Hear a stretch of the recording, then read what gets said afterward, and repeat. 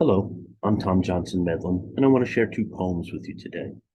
I support green amendments for the generations because it is a movement that is long overdue.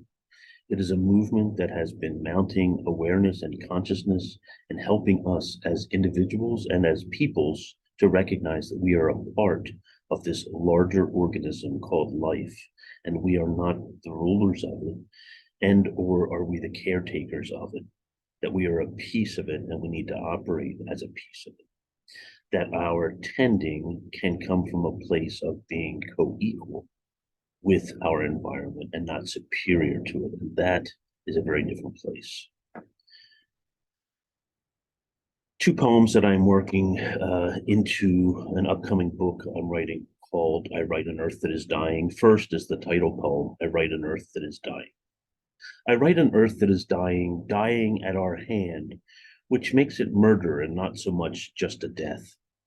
I write an earth that is dying, unable to adapt fast enough to the changes we are making, and not so much because it is time. I write an earth that is dying. Most will never claim their part in starving her of life and choking her on greed. I write an earth that is dying, and I am to blame.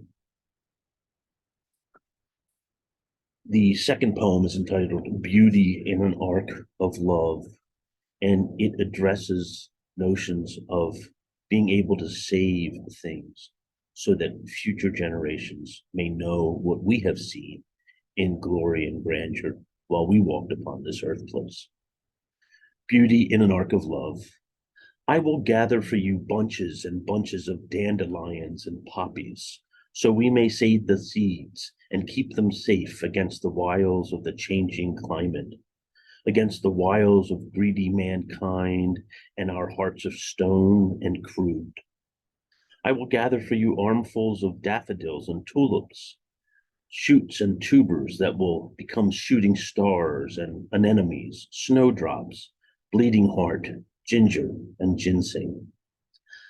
I will find a way to keep fiddleheads from drying out and lotus seeds from being smashed to dust. I will gather wintergreen and berries. I will shelter them in a safe place for you. I will pull them close, nursing them on the warmth of my own body, on the love in my heart.